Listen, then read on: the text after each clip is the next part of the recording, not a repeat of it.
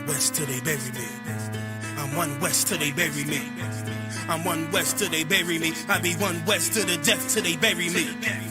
One west till they bury me. I'm one west till they bury me.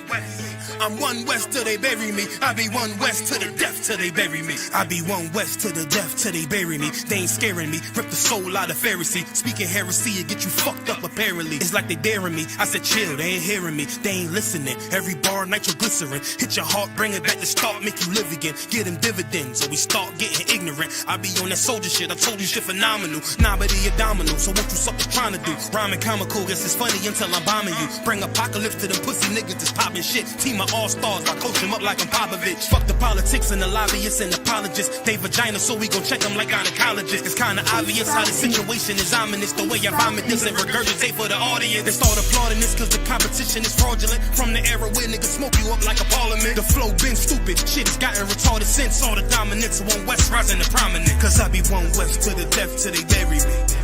I'm one west till they bury me. I be one west to the death till they bury me. I'm one west till they bury me. I be one west to the death till they bury me. I'm one west till they bury me. I be one west to the death till they bury me. I'm one west till they bury me. They want a nigga quiet, mute my maneuvers, but I ride like I got Groupons for Uber. Rhymes hard like they been viewed by Medusa. 9 milli Luger, 17 in the Ruger. Only need a few to sit up in your medulla. Obligata for the regatta, niggas wildin', they win every dollar. They riding by in black Impalas, let the semi holler. A showstopper, been as proper since a teeny bopper. But now I'm growing them off Patron, a premium of vodka. I put extensions on the Glock, modify the chopper. The swore heavy, war ready, and that's working mama. No marijuana, say I got the loudest silence on it. When I'm up on it, ain't no rapper do it like I do it. A lot of spitties and writers, but when the heat's on, none of them can get to the fire around with me. And I had a nigga spin like a tire, down the deep. And I'm still dope as a piper. Every bar burn hard like a spoon with a lighter. Fuel to ignite, I'm winning, coming through with the title because I be one west to the death till they bury me. I'm one west till they bury me. I be one west to the death till they bury me. I'm one west till they bury me. I be one west to the death till they bury me. I'm one west till they bury me. I be one west to the death till they bury me. I'm one west till they bury me.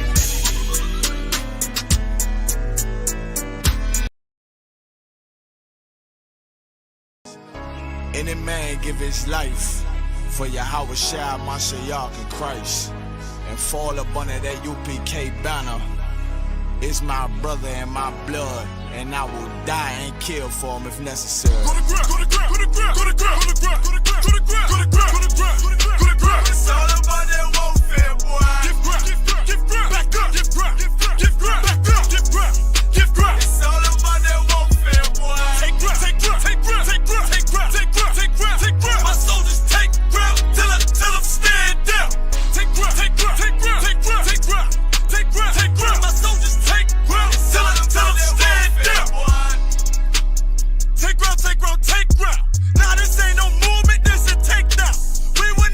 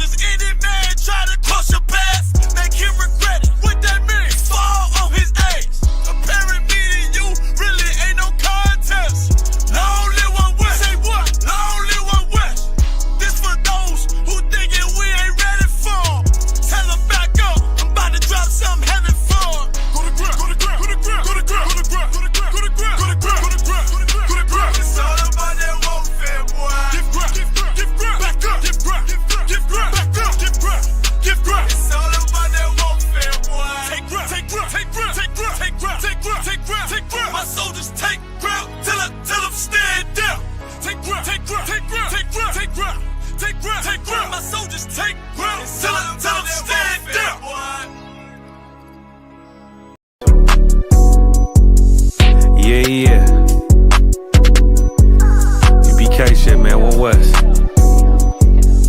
Hey. I'm a UPK nigga, I'm stuck in my ways. That's on them, letting cowards fill up they ranks. Goddamn, lost tribes got them following waves. Loyalty a lifestyle, nigga, I'm just saying. Yeah, I'm a saint, no New Orleans, it's going up. Next spot, we at the B&B. I'm turned up, I'll pull up in the SRT. Burning rubber, hey, UPK shit. Look, met her at the club, told her pull up to the lobby. She know I'm in the coat, we're all black, no Illuminati. This my other half shit, I can't move without it. These my motherfucking brothers, yeah, what I'm gon' do without them, yeah. If it's beef, I can't wait to sink my teeth in. Niggas going overboard, they off the deep end. Why you tripping off that hoe? That's some weak shit. Told him put me in the game cause I love defense. Yeah, put me in the game, coach. Fuck you thought, ayy, he let his colors fly. He ain't cut, we cut him off. Yeah, bounce out, let my fringes swing. Yeah, I'm a dog, ayy, she say she find me interesting. Yeah, want me to call, put me in the game, coach. Fuck you thought, ayy, he let his colors fly. He ain't cut, we cut him off. Ayy, bounce out, let my fringes swing. Yeah, I'm a dog, ayy, she say she find me interesting. Yeah, want me to call, I ain't gotta settle, I got options, ma. No, I stand on business, my name not Tazar. I'll pop you with this pocket rock. Feed a nigga shells like a taco truck. Hey, this bitch got sound effects, it go I ain't trippin' on no drink, got bottles in the room. I'm in Durham, North Carolina, bitch, it's 12 a.m. Look at them, they ain't none of us and we ain't them. I told him put me in the game, coach. Fuck you thought, ayy, he let his colors fly. He ain't cut, we cut him off. Ayy, bounce out, let my fringes swing. Yeah, I'm a dog, ayy, she say she find me interesting. Yeah, want me to call, put me in the game, coach. Fuck you thought, ayy, he let his colors fly. He ain't cut, we cut him off. Ayy, bounce out, let my fringes swing. Yeah, I'm a dog, ayy, she say she find me interesting. Want me to call, yeah, yeah. UPK shit, man, you already know what it is.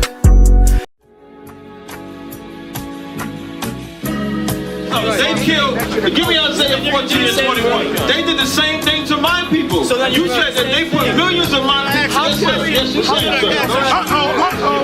Should a murderer go to jail for murdering? Absolutely. Should a thief go to jail when he steals? Absolutely. Should a robber pay back the money he robbed? Absolutely. So why shouldn't the white man pay for what he did? That's right. That's right. One day you'll see just how it feels. Payback is a dog. It's a dog. Payback is a dog. It's a dog. Payback is a dog. It's a dog. Payback is a dog. It's a dog. I'm in a hell of a hole, was never expected to grow. Just obstacles set in the road, that a result of me selling my soul. The story I'm telling is cold, but yet it's what everyone knows. The white man's the devil is known. America was never our home, only a place of captivity, safe facility, hating, disfigure me. They claim that I'm lazy, be killing me. Maybe this slavery draining my energy.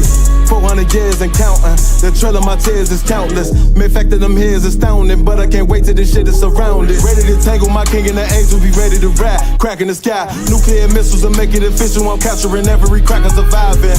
Put them all in chains where they need to be, slavery for me. And let the whole world see that with them in the cage and safer in the streets. Put the dog on a leash, get resolved for the beast. 144, get the ruler show, we could all be at peace. As soon as the trumpets are sound, your kingdom we busting it down. The only way justice is found, the time for your judgment is now. You'll see just how it feels. Payback is a dog. It's a dog. Payback is a dog. It's a dog. Payback is a dog. It's a dog. Payback is a dog. It's a dog. no remorse in my blood slim. It won't be no compromise. Now it's time to feed the worms. Watch his body turn to flies. I clutch iron while you trust the lies. The next Glock I buy gon' be Gen 5. I get it customized. And sending shots off like farewell. Praying payback come back around like a carousel. Still remember your Honda's words ringing in my head like bells. Said you in this body, you fit the Lord, fuck the cartel. Triangle choke, apply pressure to the game like I did Vondale. Payback's a bitch in a dress, she a bombshell. Revenge is served cold, I just hope they make an oxtail. Glock fresh out the box, I swear it got that new car smell. Made myself a target in a world of mad shooters. There was design 5 for our babies to pass through. In the day of our king's reign, I'll be overzealous. They bought my jealous, I bought brand new parabellums. You'll see just how it feels. Payback is a dog. It's a dog. Payback is a dog. It's a dog. Payback is a dog. Backstage.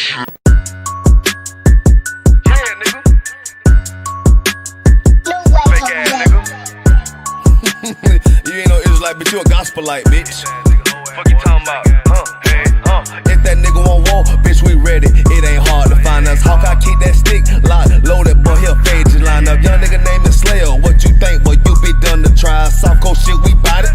UPK, you solid. Little bitch think I'm crazy, think I'm playing like bitch, I ain't the one. Warfare every day, so who is you, bitch? I don't need your love. Killers right round the way. What you think? I love this brotherhood, a hood. More than you, bitch. Sharp on shit, I'm bout it. UPK too solid. Fuck nigga don't want war. It ain't enough clips in your army. All the bitches wanna take my piece. All they hoes wanna take my piece. All they niggas wanna take my piece. No, I can't let a dog take it from me. I can't let a dog take it from me. You a hoe study and you dummy. And these bitches really out this bitch walking around like they don't know nothing. And a lame nigga fall for them and get set up for the coins and get gunned down, man down. Shoulda took the time, get a damn no. But I see the shawty and I show her. She could never get a priest holding. You a dirt ass, rust ass neck bitch with a fake ass jury.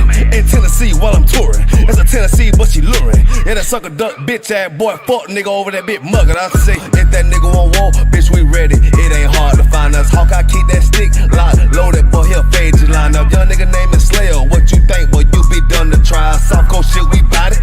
UPK, you solid.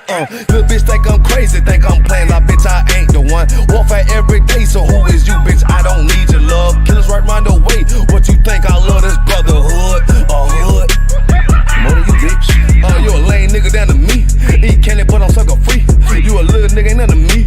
Base up, boy, I fit a beat. Yeah, AR-223. Draco with a magazine. Yeah, the clip run like limousine. I shoot your ass in the spleen. Boy, I bust your ass in a temple. We debating by the temple. Tell the truth, boy, you's a victim. And you squirm off like a lizard. Nigga walk down my road. Why does nigga come down my road? Boy, come down my road. Boy, I charge your ass toll fee. I'm a real big priest, nigga. UPK play for keys, nigga. Commander General get a damn order, but ain't nothing to me to damn kill you. I was stalking his ass like a cat. All weapons, boys full of tech. Boy, like a close comeback. Nigga, I popped off for a neck. If that nigga won't walk, bitch, we ready. It ain't hard to find us. How can I keep that stick locked, loaded, boy, he'll fade you line up. Young nigga name is Slayer. What you think, boy? You be done to try. Soft coast shit, we bout it. UPK, you solid.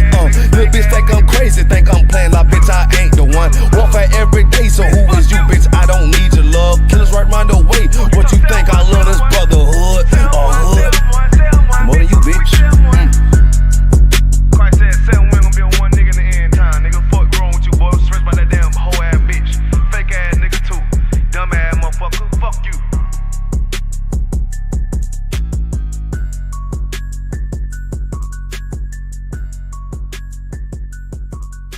Backstage.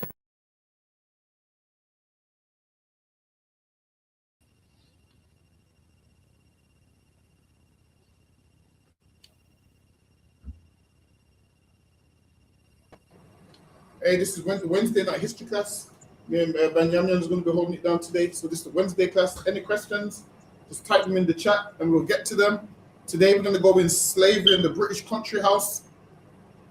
So if you know about the country houses, There's a lot of these houses that you see in Britain, and they're all owned by certain people, and you'll realize a lot of those houses was built and purchased with a lot of slave money. So there's places that a lot of people like to go, like when you go to the countryside in a nice getaway and you stay in a cottage house, those was built with slave money. So a slave master would take that money and build these, they call them residential something, a residential stay or whatever the hell they call it.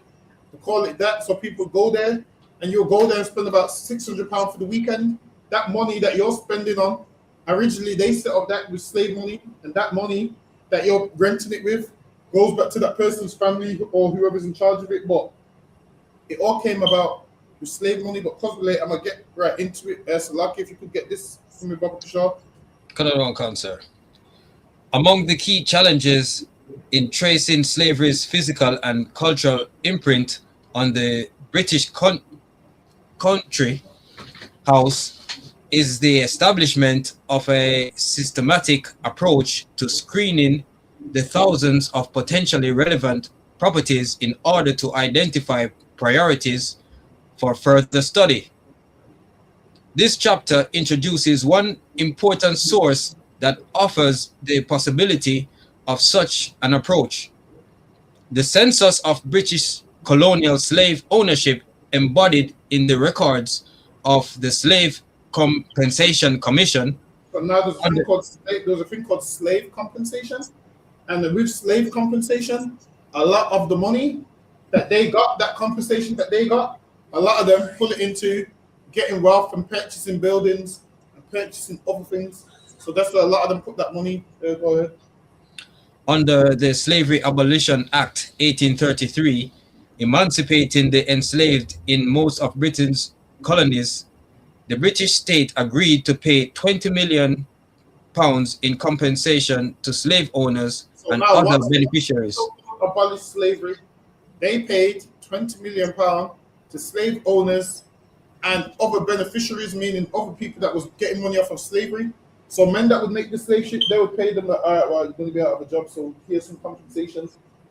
A man that would do a next part, would pay them, here's some compensation. So with that compensation, what did they do? Set up a business. It's like you. If you win the lottery, what would you do? You would go buy a house and go set up certain things, so you got a stream of income coming in. These people was no different. They received compensation, and they started to buy certain things, and certain things that they brought is what you use today. Go ahead.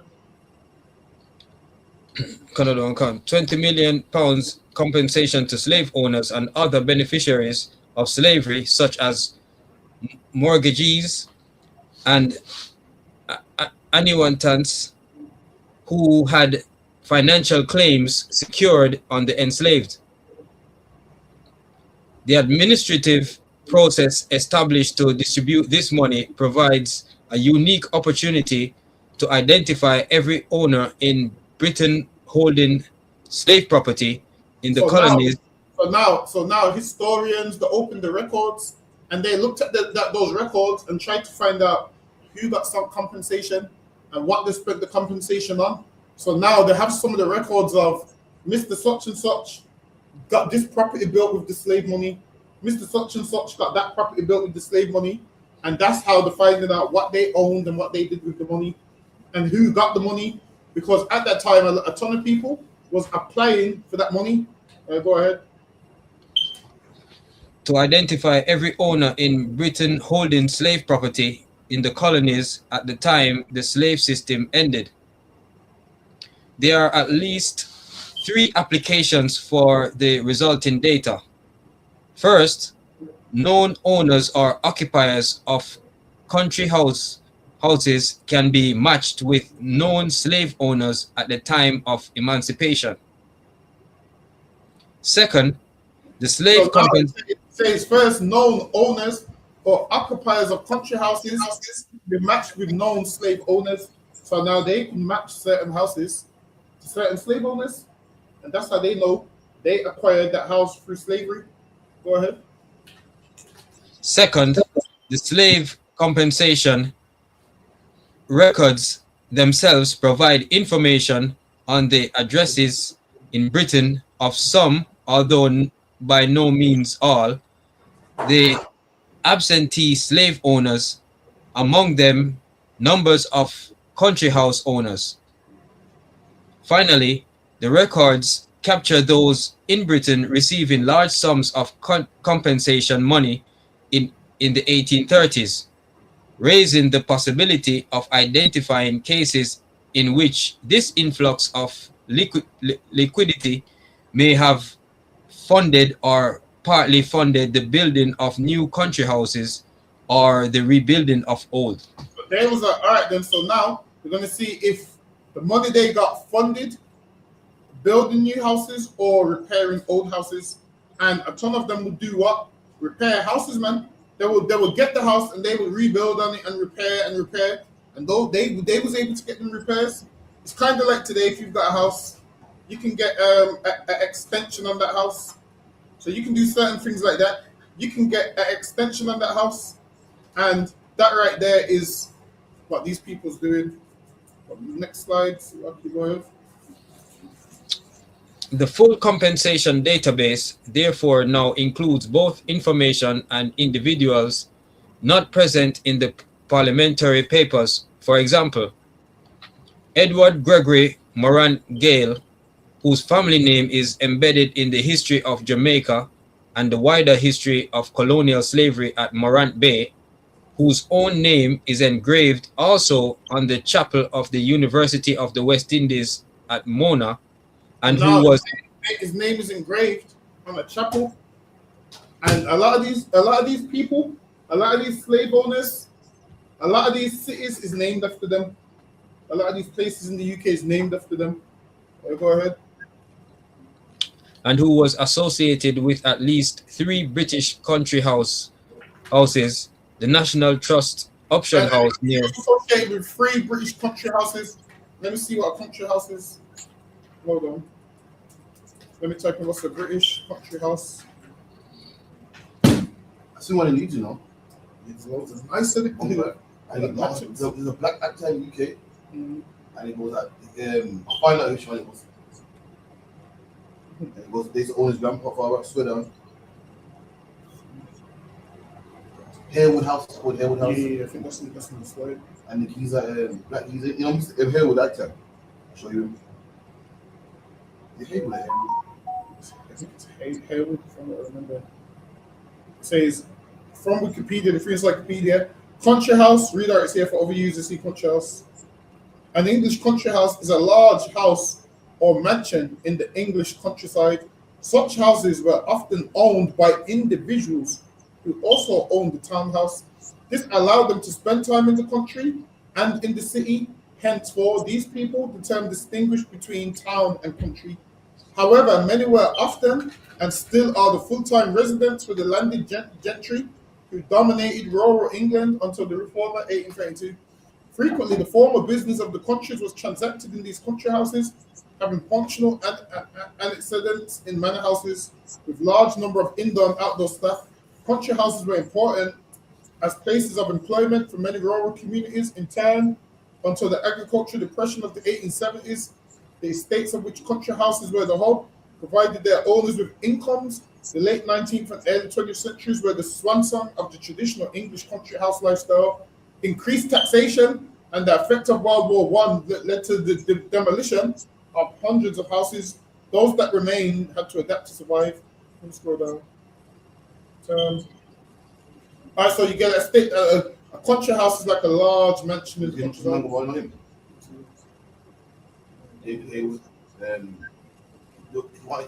He's saying that because they own his forefather, can he get his face put up in the house? No? What? That's crazy. And I see why you would say no. From Birmingham as well. But look at this right here. Right here, this is a country house. Look how beautiful that is, man. Look how much rooms is in there. Imagine you picking cutting sugar cane down. Paid for this. Let me see if there's more pictures of it. This is beautiful, man. You pay. Imagine this waterfall on each side, man. These is them slaves' houses, company houses by the lake and whatnot. Imagine like sometimes. Imagine look at this, man. Sometimes we look at houses, Benjamin, and we be like, "Yo, wish I could afford that." And the reason they can afford it is because we made them. be able to afford it. Like we had to get beaten and killed so they can have a nice house like this. Look at this. Imagine how long it takes to cut this grass, man. And then a lot of them that had these nice houses, a lot of them, now they had slaves in England, but they didn't call them slaves. They were smart with it because England wasn't allowed slaves. So they called them servants. So they would call this is my, back then they would say it was African, but we know they're not. But they'll say, this is my African servant. And they would threaten you with, yo, because you know, you could be in the Caribbean. And then they would be like, no, we'd rather be a servant in Master's house in England. And then they would do everything the slave would do, just a little less harsh. But now in England, they couldn't call it slavery. So what did they call it? A servant. And people would see you, and you would feel like, I'm blessed because the rest of my people are over there, and I'm over here in this nice building. Here's another one, man. One day, you know what I'm going to do? I'm going to go visit all of these. I need to visit all of these houses, you know. I've been to the Hague ones, man. Did you go inside it? Talking about charge and missions and that. Yeah, the charges to go into them. Wonder the big uproar that used to put in see this video, man. We wonder we might need to pay it and just let everyone know how they got the house. Because listen, all of this here comes from slave money. Outside the road. Yeah, they got loads of them. All of these come from slavery. This is even. Imagine living here. You don't think this is beautiful? So like I said, that one in particular was the is what where the Queen and so like where where King Charles he goes. That's his state. That's his house. And I wonder how they all got it. I wonder how they all got it, and I wonder how they got the money to fund all of these houses. But a lot of them a lot of them got demolished. So when you start looking at certain ones, a lot of them got demolished. But there's a lot of them where they say they can't tie them to slavery, but you can tie them to slavery once you do extensive research. All you have to do is go back and go back and go back.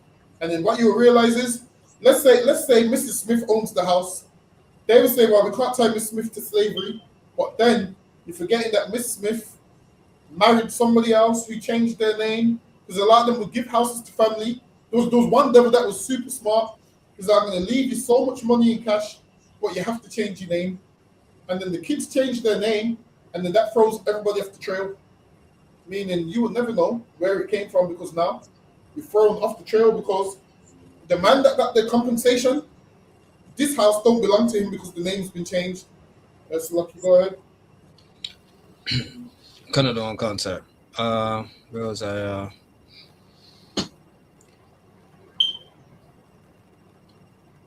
Chapel of the University of West Indies at Mona, and who was associated with at least 3 British country houses: the National Trust Upton House near Edgehill, Slovakia, Warwickshire, Upham House in Upham, Hampshire, and Brockenhurst House in West Lyndhurst, Hampshire. Does not appear in the parliamentary papers, although he was certainly a slave owner. Also, he was certainly a slave owner.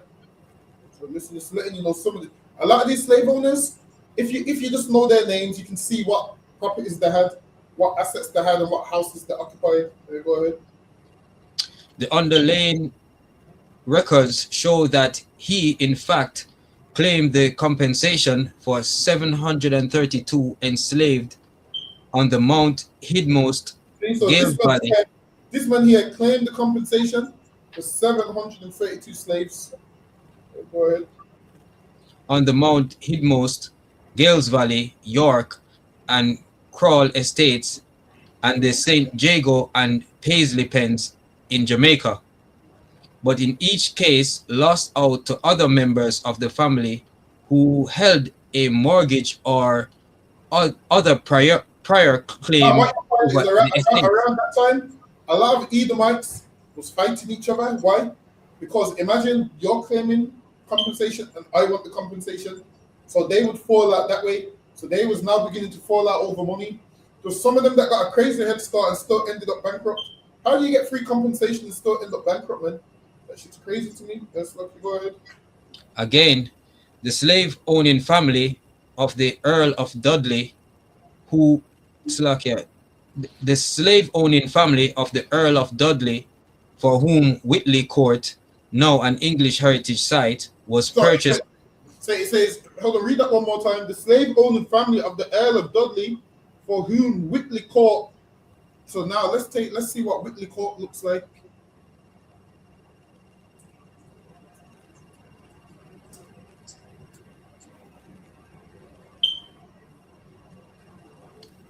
Listen, man, Whitley Court looks beautiful. Whatever. Is it York? Hold on, bear with me. It says it's here. Whitley Court is. Hold on. You wanna go now? You say you wanna go? Yeah, I'm looking up. We're gonna have to find the closest one. Where is it? One in Liverpool, not bad. Leeds, not bad. There's one in what's that? It must have look like Arrow. What's that for? Minutes? All right, so here, this is Whitley Court. So this is Whitley Court. This is what they look like. So now, the slave, this man that owned slaves, he used his money to get this Benjamin. Meanwhile, we're struggling zinc roof. This is what they're building back in England. We're struggling wooden huts. This is what they're building back in England. Whitley Court.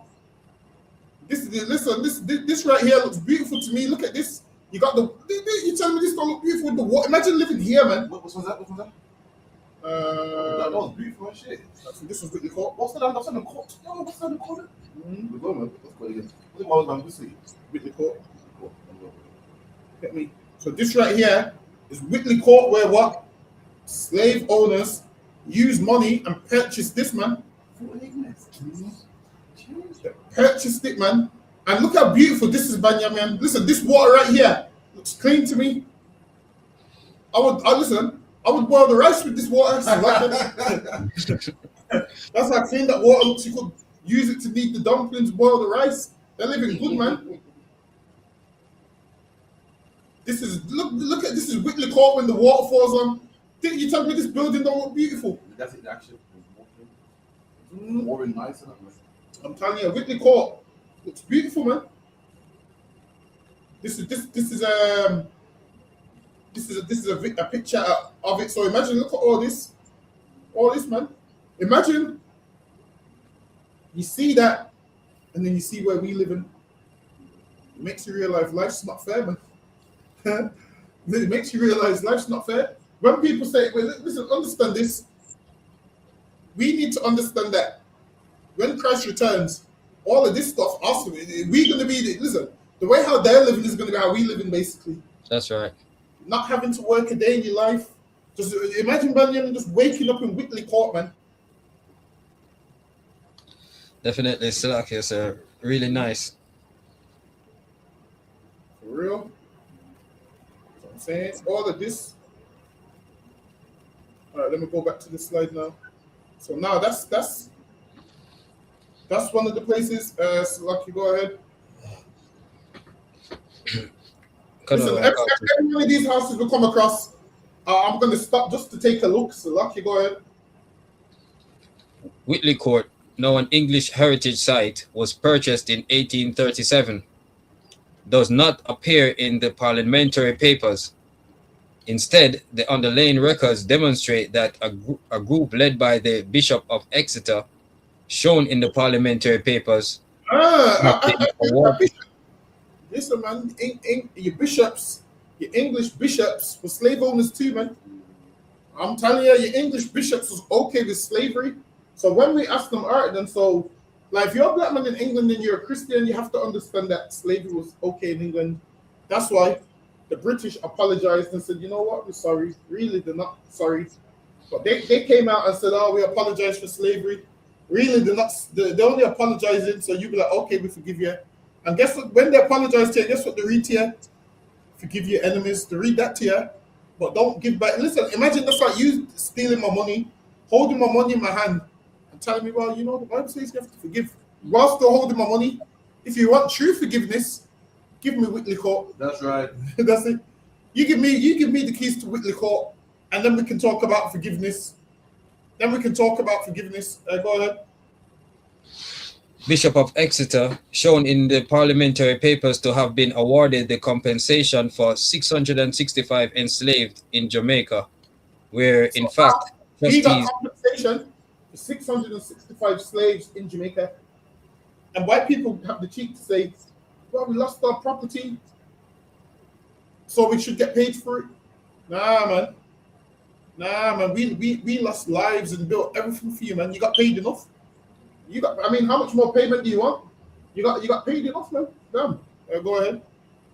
So okay, sir. So is this trying to say that they were like trying to manipulate records at the time because obviously they didn't show the Earl of Dudley as owning that property, but instead the bishop. So okay, that's what I'm getting.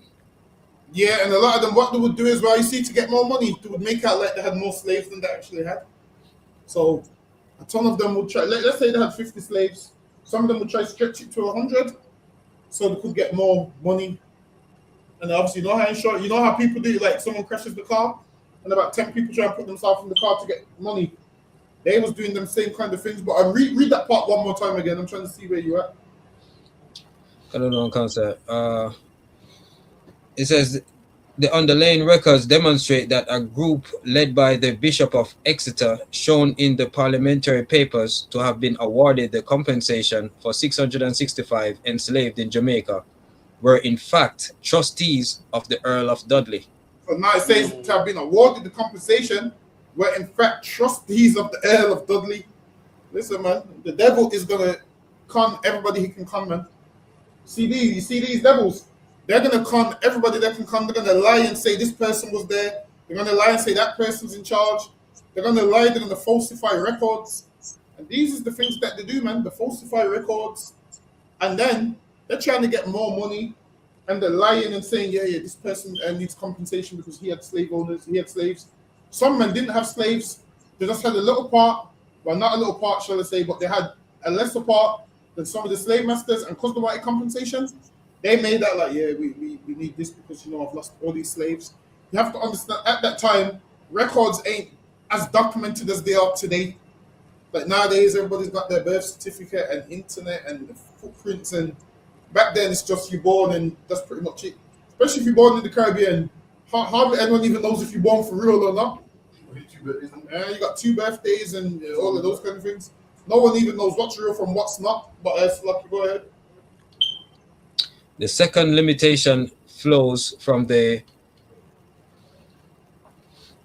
The second limitation flows from the periodization of the compensation record.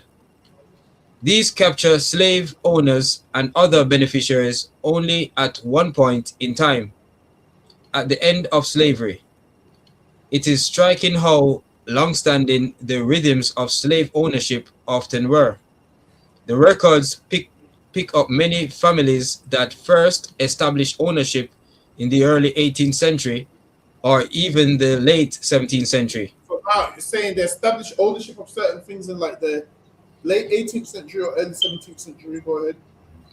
But there is, of course, a dark figure of families who shifted wealth out of the slave economy entirely by the 1830s.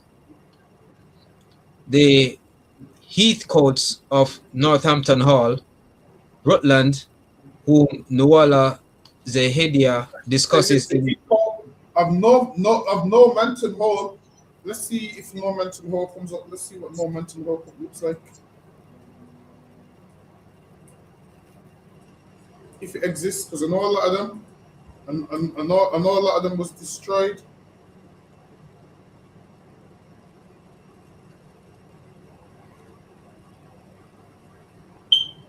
Look at this Northampton Park Hotel. Look, man, these are set up hotels. Northampton Hall. I don't know where. I got no idea where these places are. Nottinghamshire. So the quality is not the quality. If that's the wrong Northampton Hall, Rutland. Where's Rutland? Derby? Yeah, it's And I got the same name. No, but Derby's nearby Nottingham though, so. Why is it the regular park? I think Nottingham for true. Alright, so let's move it up. Northampton Hall, Rutland. That's crazy. Nah, this ain't really showing a good one. Hold on. Yeah, so Norman and Hall. I'm not gonna put the picture up because it looks the same. Yeah, Norman and Hall's nice as well. All of these, say it again. All of these is slave owned. Like these were built with slave money. So sometimes, and it's kind of crazy. I've drove past these things, and I've always thought, why does England have so much castles? Why does England have so much big properties? And now I understand why. Because if it's free, why not?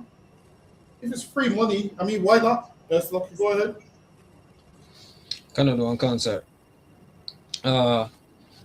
Rutland, who Nuala Zahidia discusses in her chapter in this volume, are one example of such a family as are the Lucians of Broadsworth, South Yorkshire, whom Suzanne Seymour and Shellerine Haggerty discuss in their chapter.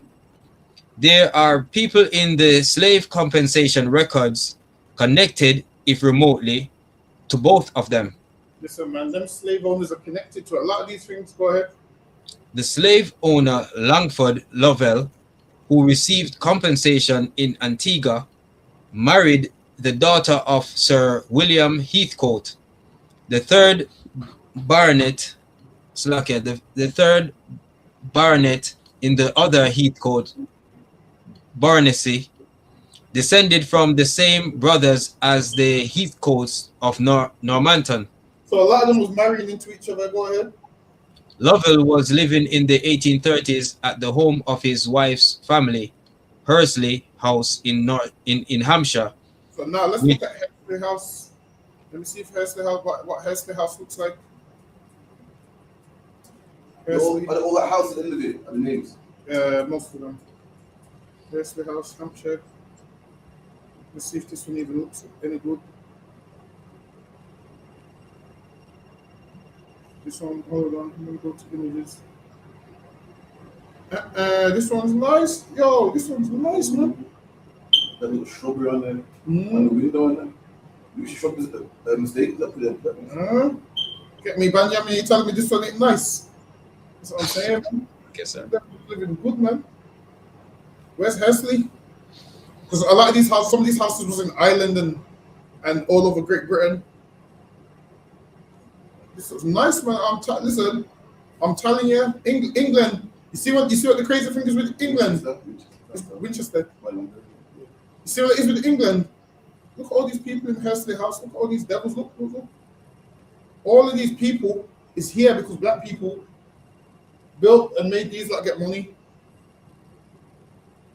Like England has a rich history. There's a lot of things we drive past every day, and to us it's just I'm just driving past it.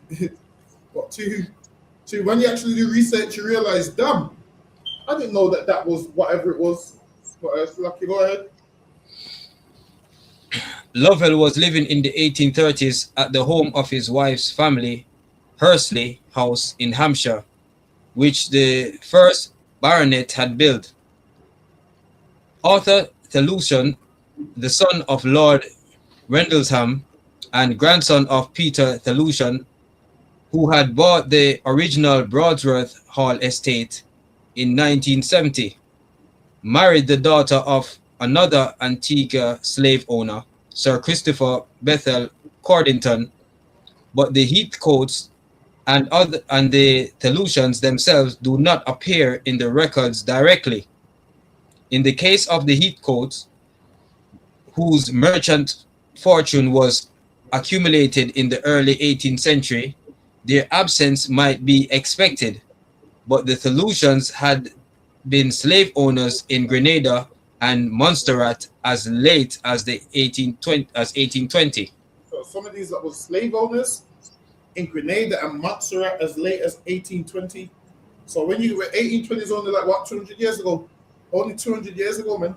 And a lot of this wealth is passed down to, you see these rich white men that you see today.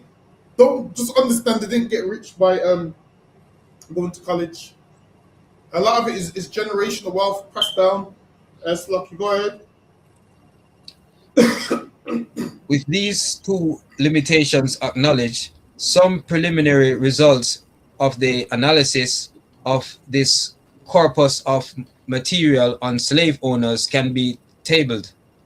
The analysis suggests that 5 to 10% of the national elites in Britain were close enough to slavery to appear in the slave compensation records. Exactly, they said 5 to 10% of the national elites came up in the slave compensation records. Go ahead. This proportion is fairly constant across the peerage, the baronetcy, sheriffs, and MPs in the Commons between 1820 and 1833. Sheriffs and the MPs' names was coming up in the slave compensation. Go ahead. For example, the 616 members of the English, Scottish, and Irish. All their names is coming up in them compensation records, man. All of their names is coming up. Yes, go ahead. Peerages, 37 or 6% were involved in the compensation process, 25 beneficially, and the rest as trustees or executors to family and friends. 25 beneficiary and the rest as trustees or executors to family and friends. Go ahead.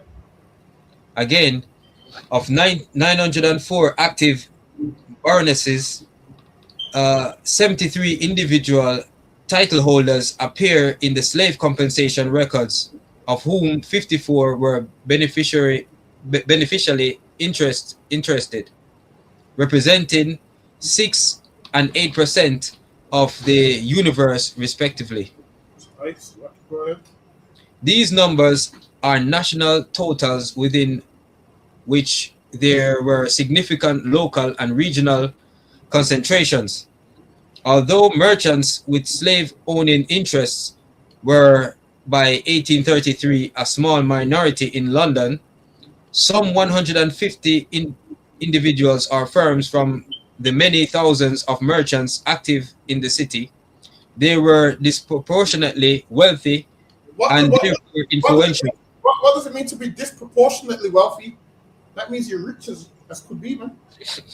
Disproportionately wealthy, man. Meaning, yo, you're so rich. And we look at white people like, yo, they're disproportionately. And that's what happens today. Imagine this. Someone could be so rich, billionaires, and then everybody else is poor. That's how they was living back then. And that's kind of how some of them live now. Like, you're thinking, yeah, these are smart. And listen, go get all the education you can, but the lying to you when they make you believe you're going to be educated and rich and filthy rich because life can work like that. So, it's true. You know, the best job you can get if you are a doctor. A doctor can't get a castle. Exactly. So as much as they can make you money, nothing can get you a castle. You have to be inherited. Exactly. You gotta have family that's got generational wealth.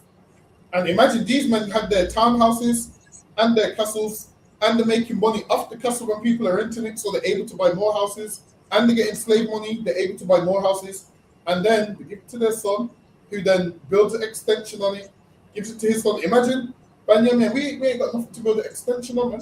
What are we going to build an extension on for sure? we got nothing. So sometimes we hear Edomites talking about putting an extension on their house, and if you notice the extension costs more than how your whole house costs. And that's just their extension, man. They're living there. Listen, they're living good, man. So like yesterday for me, when he says disproportionately wealthy, they're just living off interest alone, so like sir. Exactly. Imagine that you're living off interest alone, and then you might have your little job, and then that's bringing more money, and then the interest is bringing more money, and then you're never gonna go broke because why? When I want a weekend breakaway with my woman, I'm renting that, and how much is it costing me? Hold on, let me see. Hold on. Regular functions, isn't it? Exactly. Let me see how much it costs. How much is the average? Actually, let me call it country house. How much is the average country house to rent for a event?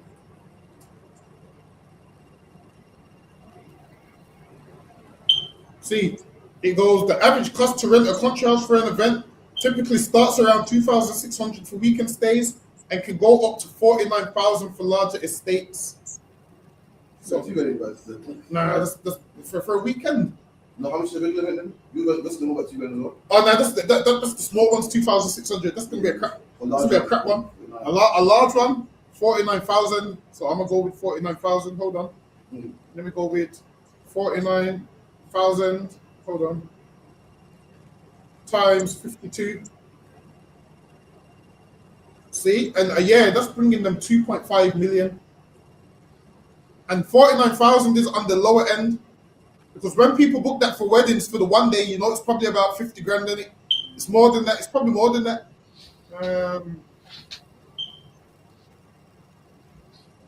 And now there's a whole website. It's large country houses and mansion for hire.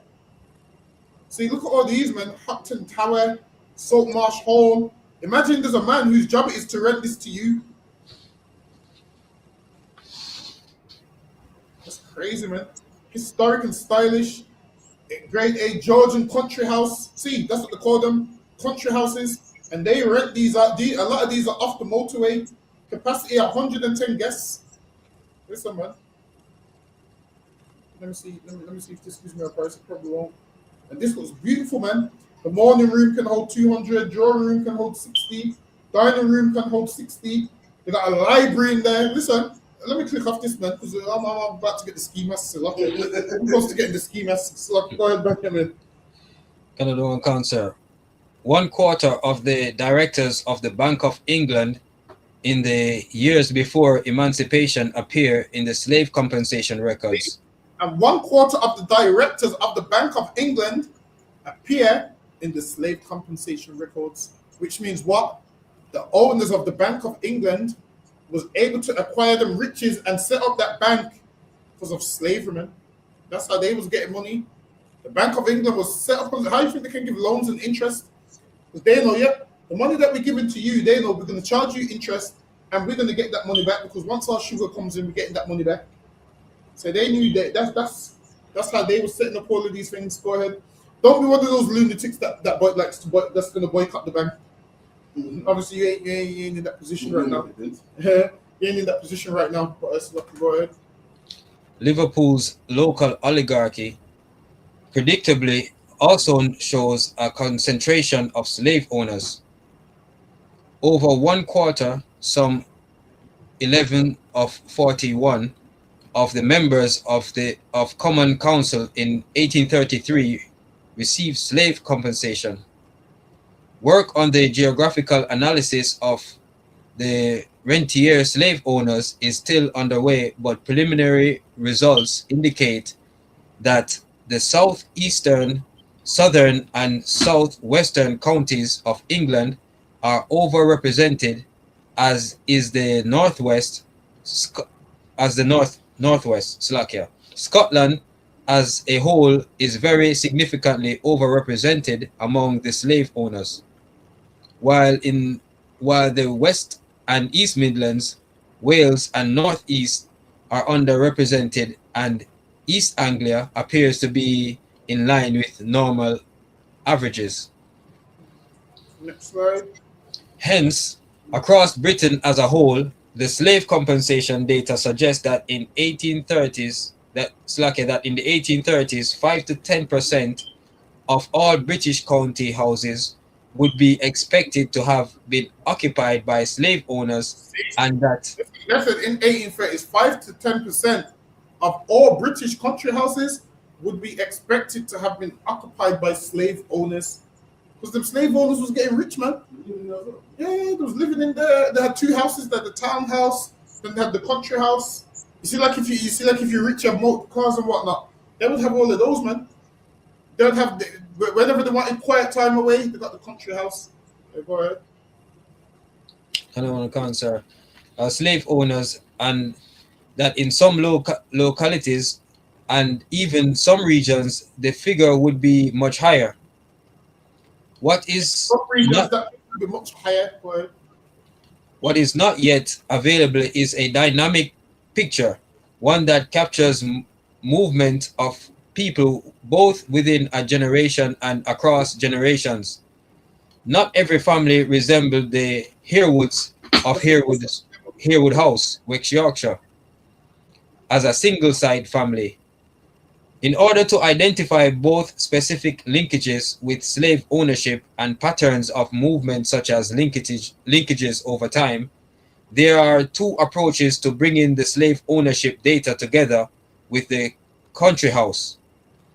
One is to start with properties and work forward, and work forwards as the initial study by English Heritage did. The second is to start with the slave owners and work backwards, as Simon Smith does in this chapter about the St. Vincent absentees in this volume. The two approaches are complementary, and combing the two could greatly accelerate our collective cataloging of the legacies of slavery in the built heritage. So, go ahead.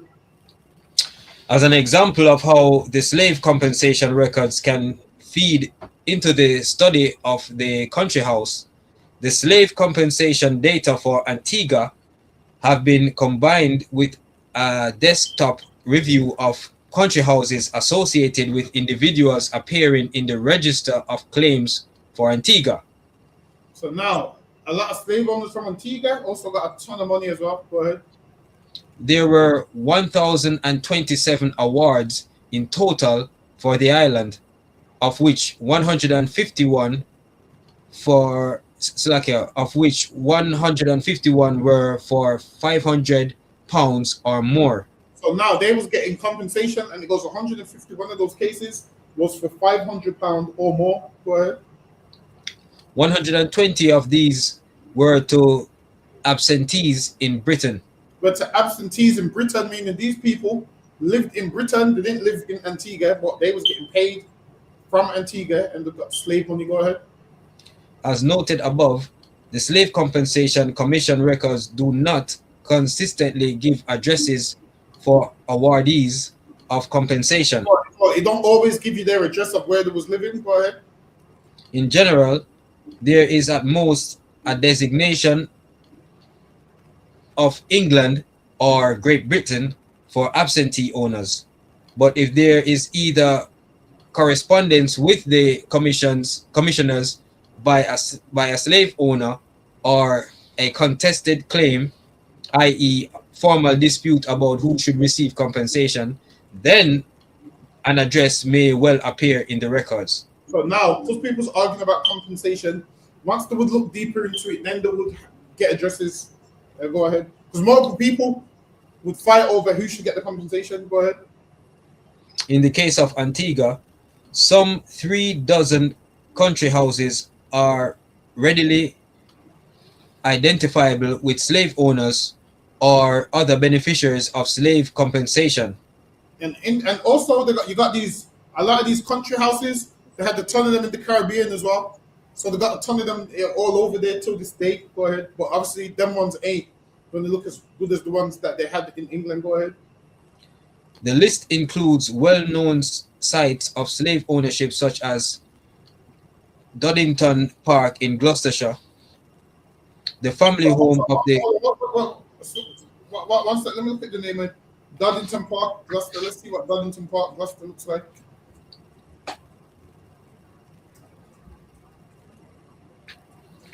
Doddington.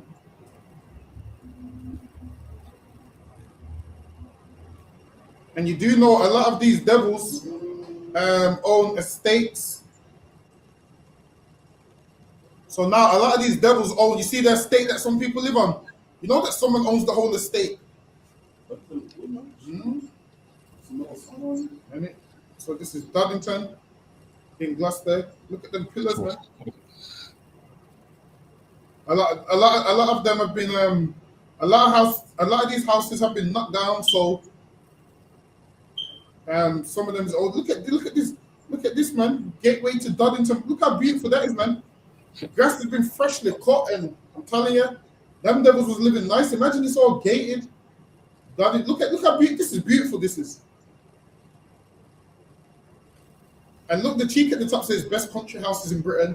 Now you know how they got the country houses. It's gonna hurt you to just look.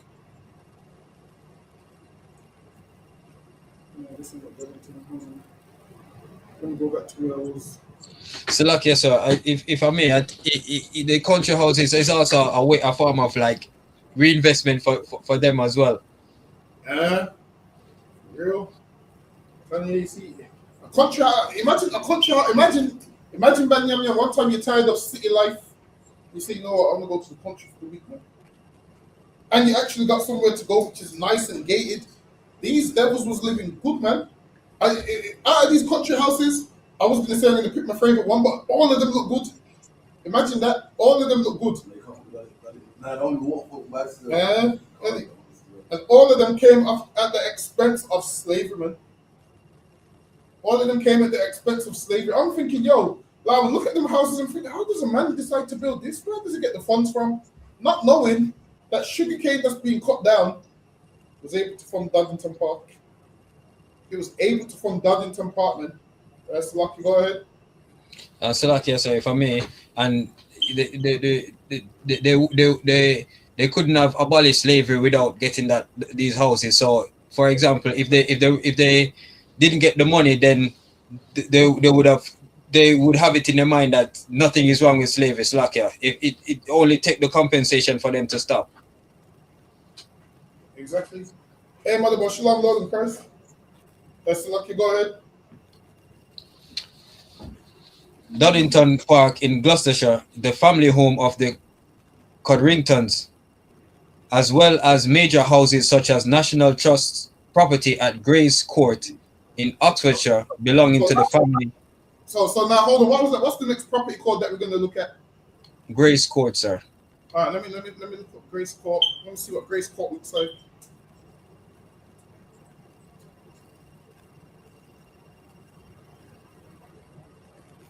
Yeah, I can't see no. Hold on. Gray's Court tour. Damn, they got a whole tour for it. Most of new, look at most of new, you know. Let me see if we can do the tour. Actually, I'll look at the next one. But it's lucky. Go ahead. Gray's Court in Oxfordshire, belonging to the family of the Stapleton baronets of the Leeward Islands, and Brentry House in Gloucestershire, built by Humphrey Repton in 1802 and owned by...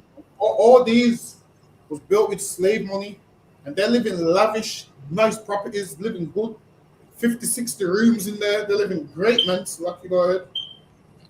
But interrogating the database in this way also throws up further sites for investigation. Go ahead.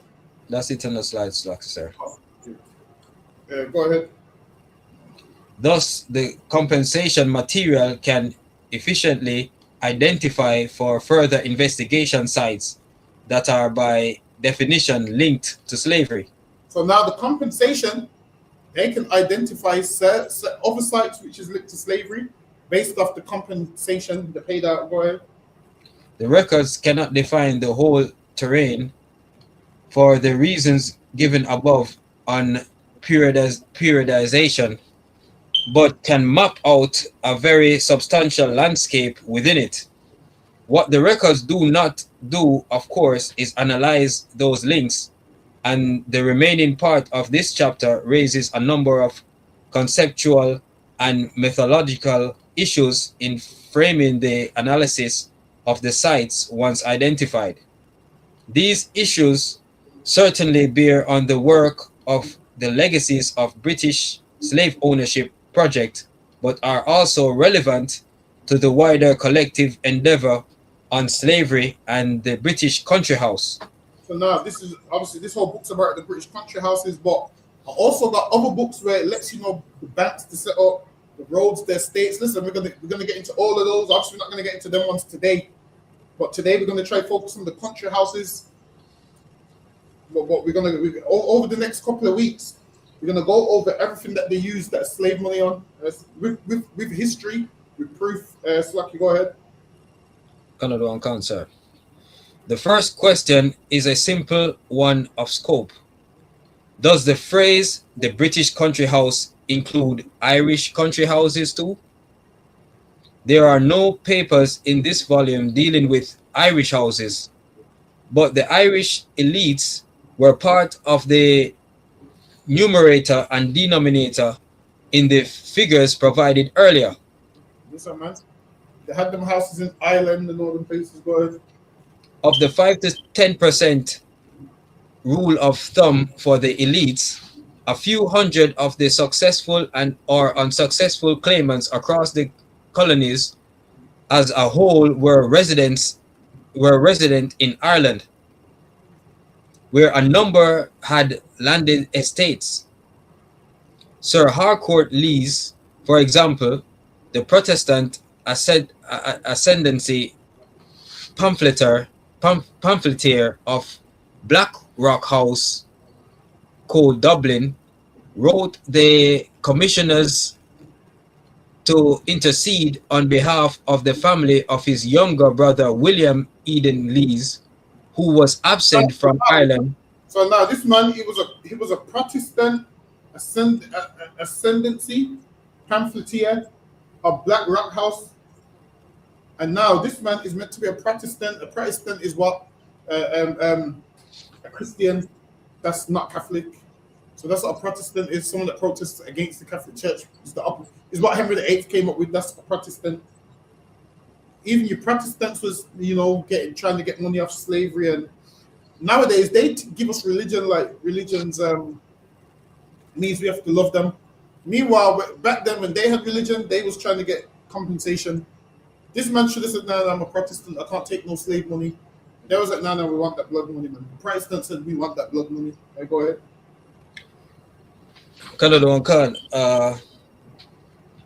Who wrote to the commissioners to intercede on behalf of the family of his younger brother William Eden Lees, who was absent from Ireland but had a claim on Heldens in St. Kitts. Andrew Henry Lynch, the Irish Catholic MP with family estates at Galway. The Irish Catholic MP, go ahead.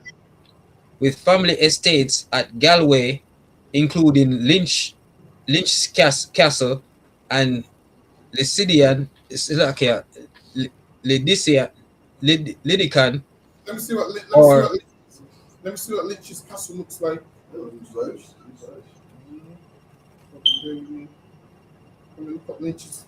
What's it called? Lynch's Castle? Cancer. Yeah, Lynch's Castle looks kind of beat down still. Yeah. Looks like a battlefront. Yeah, it's good. It's run down. They can have that one still. They can keep that one, but it's like you are Benjamin. He was a mortgagee on the Pembroke estate in Tobago. And now he was a mortgagee on the Pembroke estate in Tobago. Go ahead. Edward Hoare, later 4th Baronet of Annabella, Cork, claimed compensation for the enslaved on 3 estates. So now, imagine, now, if you can claim compensation on 3 estates, that means you got slaves below, man. You got different plantations. Remember, a lot of them ain't claiming just for one plantation. They're claiming for all the plantations. Go ahead. Compensation for the enslaved on 3 estates, having married Harriet Barrett of a slave-owning family in Jamaica.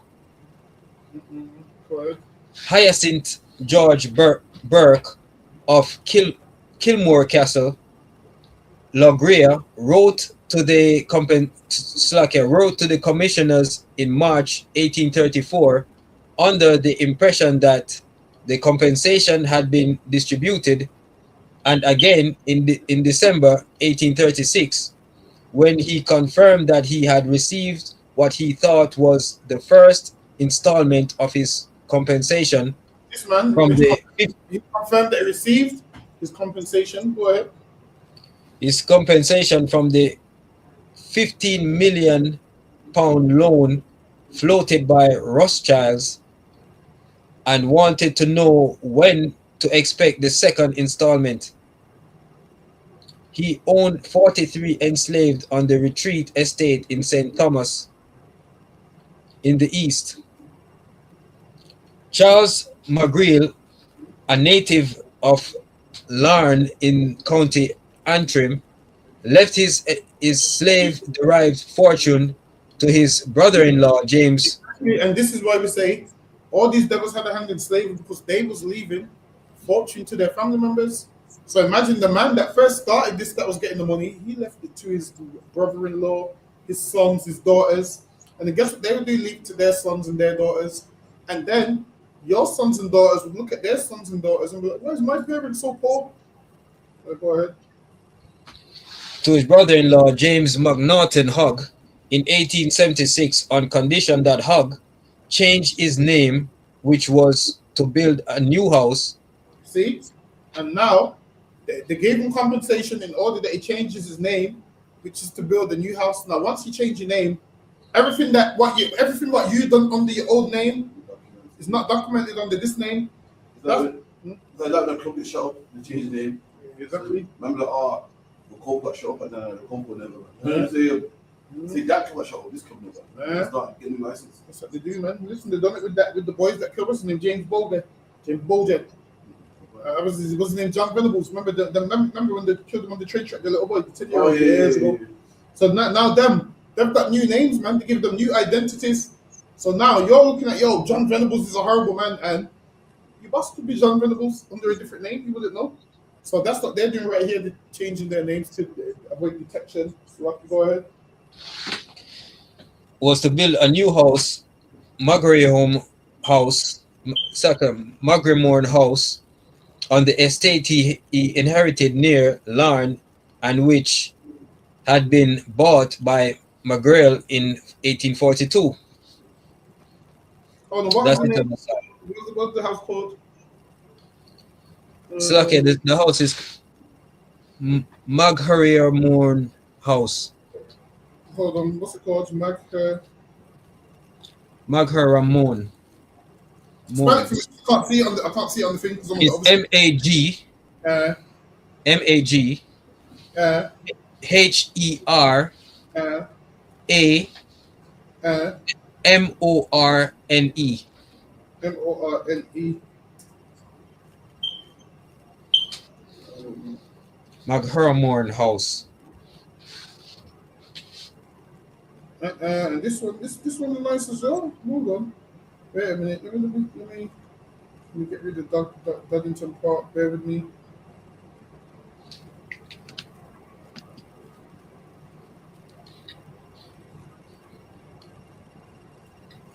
Hold on. Let me show this one. This one's nice as well. I wonder where this one is. I'm taking pictures of these. This one. Ooh.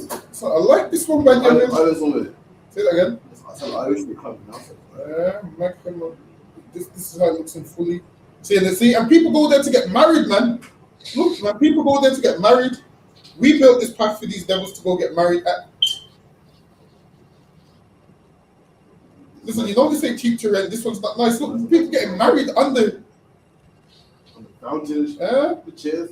Look at that, the nice little steps leading up to the color of it's even nice, man.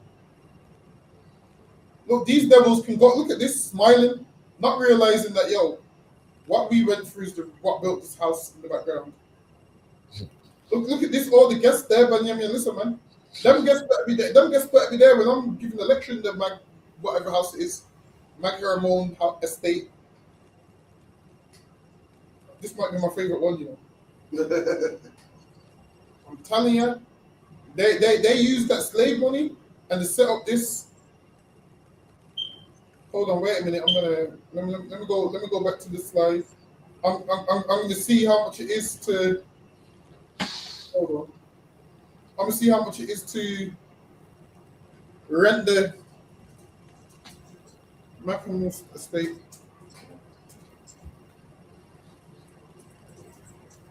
How much to rent? Let's see.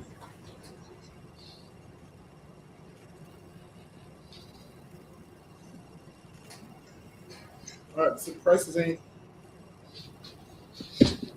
Let me see how much to buy. The Magriemore estate is currently on the market.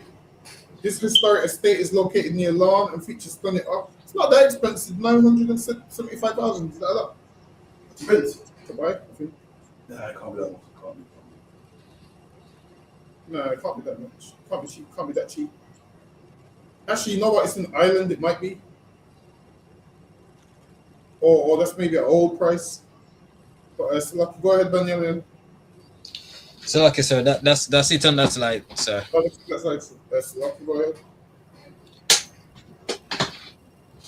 Money is fungible, and one of the challenges of legacies of British slave ownership that the project is still coming to terms with is to isolate wealth flowing from slavery from other sources of wealth. So now they're trying to isolate the two. Because a lot of these devils will lie saying, no, my father's wealth didn't come from slavery. So they will lie, even though we know it came from slavery. They'll say, no, it came from the business. But if you duck slavery money and set up the business, your wealth still really came from slavery. But they will try and separate the two and make out like it didn't. Go ahead. This is a complex task made the more difficult when wealth originated in slavery and was then transformed into other types of wealth over 2 or 3 generations. But it's hard to, this is a complex task because basically when wealth started with slavery, like say for instance, if I force someone to work for me right now, they could make me 20 grand, and guess what I could do with that 20 grand? Put a deposit on a property, and then I could start renting out that property, and I could make the money and say, nah, that money came from this house. Prior to me having this house that I'm making money off, I was getting money from slavery. They try and make out like they wasn't getting money from slavery when the whole world knows there was. Go ahead. Canon concept. With mercantile wealth, there is sometimes a self-definition. A West India merchant, a Russia merchant, and so on, which gives the dominant trade. But in many cases, a merchant is simply recorded in directories and probate records as a merchant. Occasionally, we have balance sheets that classify the various assets of family or firm, but often only when a merchant has been bankrupt. Papers and account books have survived only for a small minority of merchant firms and slave-owning families, some of which have formed the basis for invaluable secondary studies. While the true source of wealth in many cases may therefore be indeterminate, in specific instances we can be confident that slavery was the source of wealth. They said they can be confident that slavery was the source of wealth. So one time we need to ask one of these devils, what's your favorite country house? And obviously they're going to pick one of these ones because hey, do you know how they acquired that wealth? Do you feel like those country houses should be given at least let a nigga rent it at a discounted price at least, man? Something, man. Can a nigga rent it at a discounted price or something, man? Because it wouldn't be there if it wasn't for us. Because a lot of these devils, this is what they do. They get married in these places. So now I'm starting to realize the reason why you can get married in a nice venue.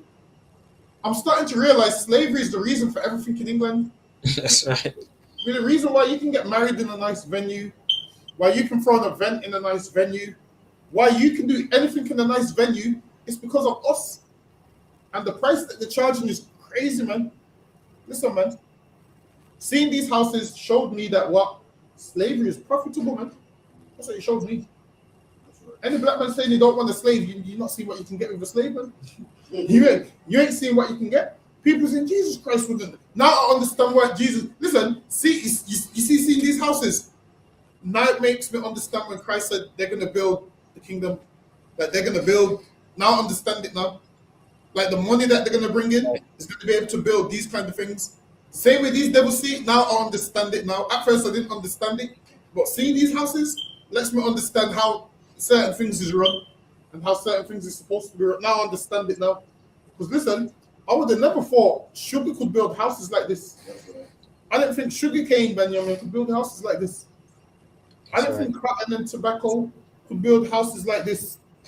I didn't think sugar could be turned into bricks and a nice roof and I didn't know sugar could turn into a water fountain. I didn't know. Now I know it can.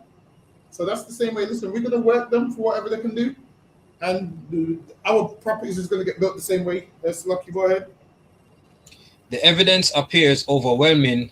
For example, that Charles McGrail, the Anglo-Irish merchant cited above, became rich from slavery.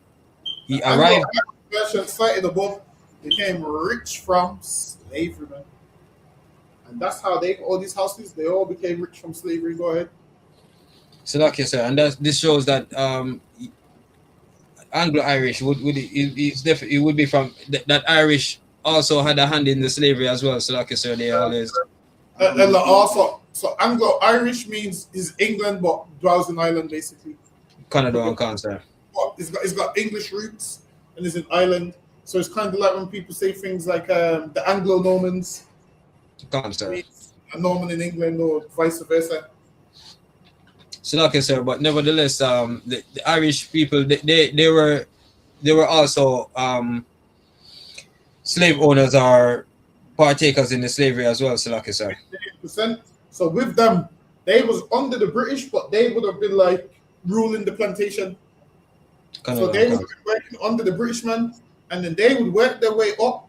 And once they could prove that they was capable, then they could, get their own estates and have whoever they wanted on there. But they make out like, yo, we was enslaved too, whereas they was indentured servants. There was indentured servants. Why? Because a lot of them was criminals. Now the difference is a lot of them was enslaved because they was criminals. You was enslaved because you was black. There's a difference. Right.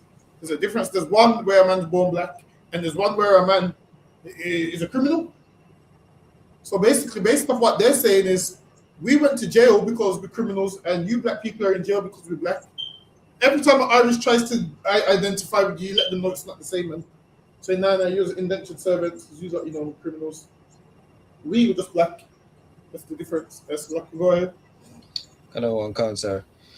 For example, that Charles McGrail, the Anglo-Irish merchant cited above, became rich from slavery. He arrived in the late 1790s in the Dutch territories, which became British Guyana, as an economic refugee for Larne, returned to London in 1818 with capital sufficient to establish a West Indian mercantile partnership, collected almost £100,000 in compensation in the 1830s. This man, he was broke at first, became rich, went over there, came back to London rich, and then got $100,000 in compensation. And that's back then. That's back then. That's millions today. He got $100,000 back then. Go ahead. Compensation in the 1830s, dissolved his firm around 1840, diversified his interest, and left £500,000 in personality in 1876 after substantial in veto philanthropic donations and the purchase of land in County Antrim. So this man this man died with a ton of cash and purchased land. Let's go ahead. However, sometimes it may be that slave ownership was incidental. This does not mean that it was accidental. James Walvin's aphorism that people were not rich because they owned slaves, but owned slaves because they were rich, appears to obscure the fact that there were wealth preceded slave slave owning. Generally, only people who had become rich through other involvements in the slave economy became Slovakia. That were wealth preceded slave owning. Generally, only people who had become rich through other involvements in the slave economy came to own slaves. So they're saying people who became rich in the slave economy, them ones own slaves, and it did happen. A man would start off poor, and guess what you would do? You'd work for a slave master on his plantation, like Thomas Fistwood, and then guess what would happen? You'd buy your own. plantation. You get your own land, you buy your own plantation, and then you start to purchase your own slaves, and then you would hire someone, and then you know what they was doing? White people was helping white people get rich, man. Because a white man would give another white man a job, just rule these slaves, and then he would get paid, and then that white man would save his money and get his own plantation. And he would hire someone, and they was getting themselves rich like that, man. A lot of them started off poor, got a job. A lot of them traveled to the Caribbean actually, so they could become slave owners. They traveled to the Caribbean, so they could actually become slave owners and make a ton of money. Go ahead. Canada and Council. Let's say back today, people move to Dubai. That's what opportunities are. People move to the Caribbean. Yeah, same thing. But back then, they knew moving to the Caribbean. They know I'm a bum in England, and I can't survive here. So now I'll go and oppress poor people, and I'll get rich off them. And they actually got rich off them. You see what it is? Back then, you see like how people always try and get you to do crypto. Back then, that was the real crypto, man. Go Jamaican. Go Jamaican, you can send this money back.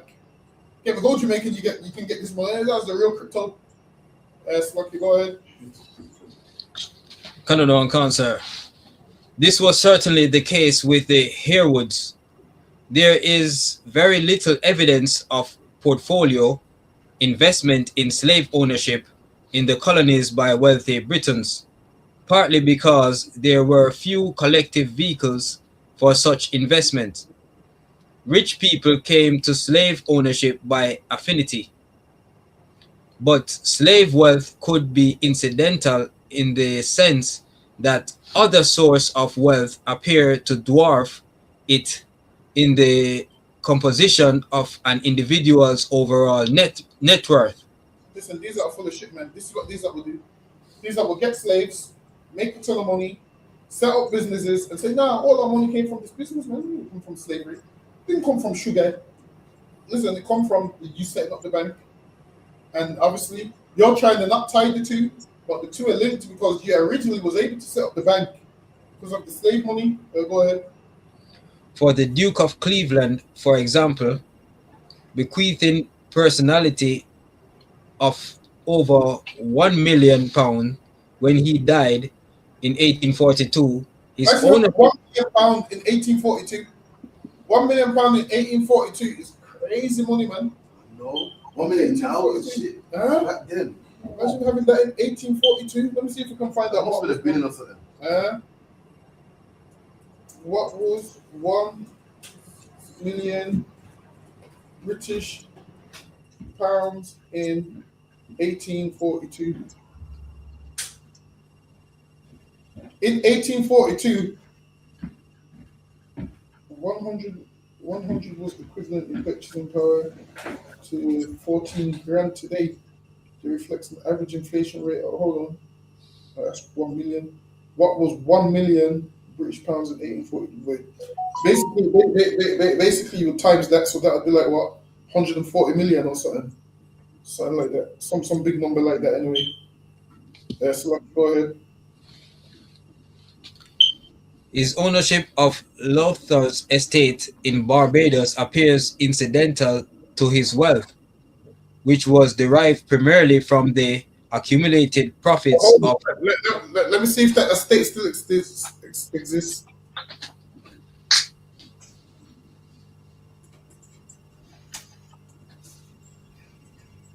A lot of these places are... Imagine that this man, it comes like this man's got a church named after himself. Hold on. No, this ain't it. It's lucky. Go ahead. Which was derived primarily from the accumulated profits of land ownership in England. See? And this was accumulated from land ownership in England. Go ahead. It has to be recognized that both the mother and wife of the Duke of Cleveland were members of the Lothar family and brought a currently unknown amount of slave wealth into the family of the Duke. They brought an unknown amount of this man. They tried to lie. Tracy Nam, and this is from other ventures. The people that he married into had slave wealth. Go ahead. Salakia, currently unknown amount of slave wealth into the family of the Duke, but it is not plausible to see slave ownership as the primary source of wealth. See, because these are like horses, the primary source of wealth. They're not going to say that though. Go ahead. The Duke's estates in Durham and Shropshire alone were said to be worth £50,000 per annum, So 10 times the level of his slave compensation. Back then, go ahead. 10 times. Now they said these properties was making him more. It made him more than the slave compensation, but he set it up with slavery, man. Prior, all that is sugar money. You just set up mansions and you rent them out. It's not hard. And then now they're not linking the two. Now what it is, a lot of these slaveholders, they're making out like, well, the money we got from sugar, we didn't get that. Have you noticed why people say they didn't make that much money off slavery? It's because where you put the money, you separated it, man. Banks. Exactly. There you go. So now you're making money from that, and you're still getting some from this, but this ain't amounting up as much as the inheritance, not the inheritance, the interest rate of the other stuff you're putting out there. Yes, Lucky, go ahead. Sir.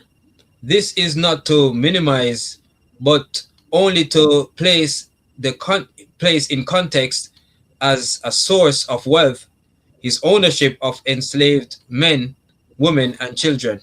So this ain't to minimize, but like I said, when you're smart and you read this, you understand that this man would get his first paycheck and buy a building and rent out that building, and then eventually that building's making the money. The source of it all goes back to slavery.